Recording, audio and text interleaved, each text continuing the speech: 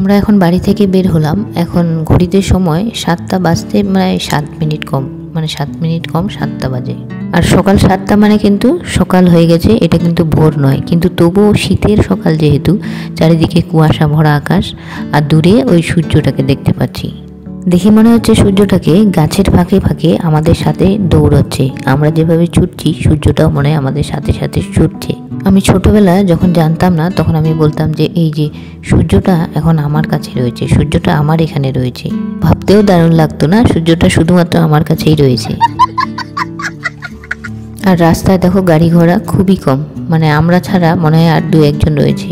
কোথাও গেলে ভোরবেলা কিংবা খুব সকালবেলা এই সময়টা গাড়ি চালানো খুবই সুবিধে, মানে রাস্তাঘাট ফাঁকা থাকে, সুন্দর করে যাওয়া যায় একা একা।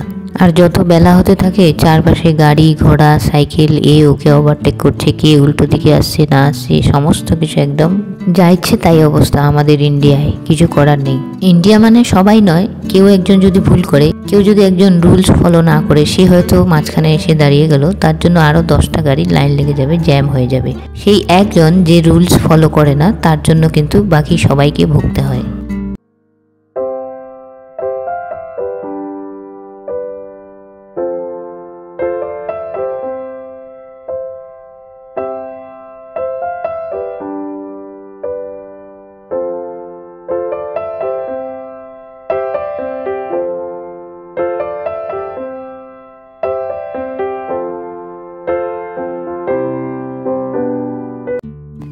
একদম মেন রোডের উপরে যেতে যেতে দেখতে পাচ্ছি এখানে সবজি বাজার। সবজি বাজার বলতে মানুষ একদম বস্তা ভরে ভরে, গাড়ি ভরে ভরে নিয়ে এসছে। রাস্তার ধারে এই সমস্ত কিছু বিক্রি করছে। দেখে মনে হচ্ছে আশেপাশে হয়তো অনেক ক্ষেতের জমি, সেখান থেকেই হয়তো এই মালপত্র আসছে।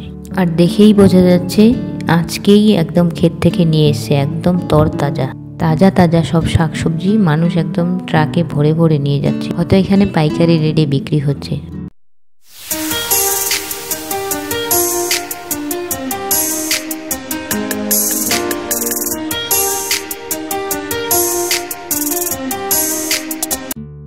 আমরা একটা পেট্রোল পাম্পে দাঁড়িয়েছি আর এখানে একটু হাত মুখ ধুয়ে নিচ্ছি, ফ্রেশ হয়ে নিচ্ছি। যেহেতু আমরা শীতকালের সেই ভোরবেলা বেরিয়েছি একদম জ্যাকেট ফ্যাকেট পরে, এখন একটু গরম লেগে যাচ্ছে, তাই জ্যাকেট ফ্যাকেট খুলে আমরা আবার তেল নিয়ে রওনা হলাম। এখন আমরা রয়েছি কালিয়াচকে, যেই জায়গাটার টেনশন প্রতিদিনই থাকে। সেটা হলো এই জায়গায় আমরা একদিন 45 মিনিট জ্যামে ফেসেছিলাম, সেই জন্য এই জায়গাটা কাছে আসলেই চিন্তা হয়। তবে আজ খুব একটা জ্যাম নেই, খুব কম সময়ের মধ্যে এই জ্যাম পেরিয়ে আমরা বেরিয়ে যাচ্ছি। কিন্তু একটা জিনিস বুঝলাম, হয়তো এই জায়গাটাতে জ্যাম শুধুমাত্র বেলার দিকে হয়, যত বেলা বাড়তে থাকে তত হয়তো এই জায়গাটা জ্যাম। আমি জানি না, আমি ভুলও হতে পারি। এখন আমরা ফারাক্কা ব্রিজের উপর দিয়ে যাচ্ছি। এটা হচ্ছে সেই ব্রিজ যেখানকার কথা বাংলাদেশ আর ইন্ডিয়া নিয়ে তোলপাড় কিছুদিন আগে হয়েছিল সোশ্যাল মিডিয়ায়। তবে এই সমস্ত যারা কথাবার্তা বলে তারা বকামো ছাড়া আর কিছুই করে না। বুদ্ধিমানরা সবসময় চুপ থাকে, বুদ্ধিমানরা সবসময় কম কথা বলে, বুদ্ধিমানরা সবসময় জেনে বুঝে কথা বলে। তুমি কোন দলে রয়েছো নিজেই নিজেকে বিচার করো।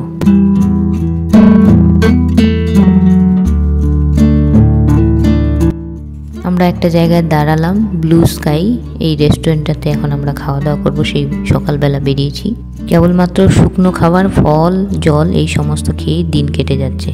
এখন এখানে খাবো পেট ভরে, তারপর খেয়ে আবার অনেকটা রাস্তা যেতে হবে, প্রায় সন্ধে হয়ে আসছে।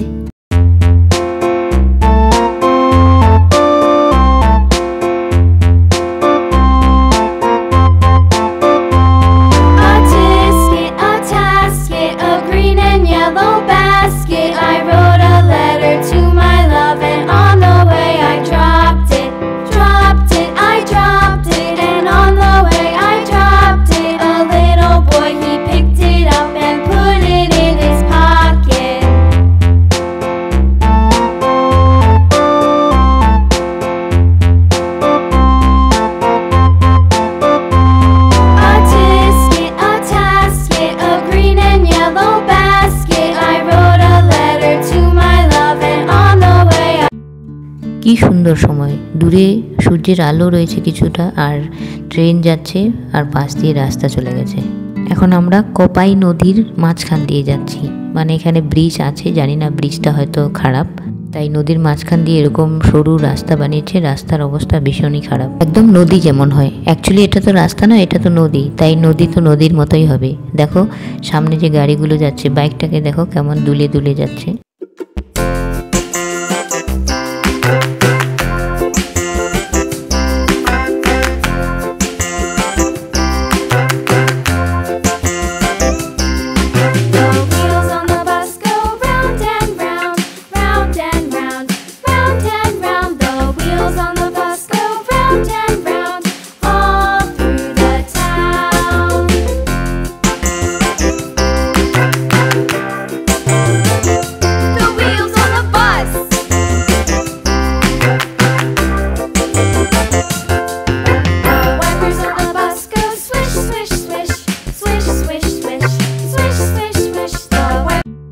শান্তিনিকেতন পৌঁছাতে পৌঁছাতে রাতই হয়ে যাবে। অ্যাকচুয়ালি সময় লাগে 10 ঘন্টা মতো, কিন্তু আমরা খুব আস্তে আস্তে চালাই, মানে আমরা সেফটিটা দেখি, তাই আমরা আস্তে আস্তে গাড়ি চালাই।